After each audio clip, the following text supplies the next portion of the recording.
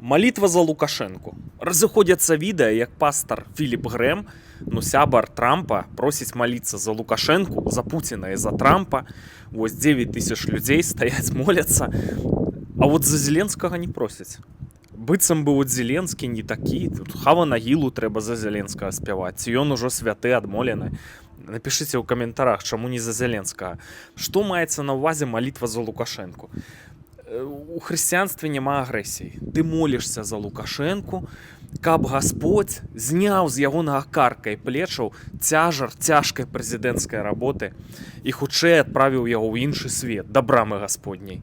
Альбо вот Пуцін грэшнік, і мы молімся, каб срэбраная пуля залетела ў бункер і попала в гэтага Пуціна, каб ён больш не грэшыў для ягонага ж блага. Разумееце? Альбо мы молімся за дырэктараў прадпрыемстваў, якія робяць зброю і дапамагаюць Расіі ў вайне з Украінай, каб вот яны не грэшылі і там гэтымі вот грашыма падавіліся і атрымалі больш шансаў трапіць у рай. Неяк так. Таму давайце памолімся за Лукашенку, за Трампа, за Пуціна.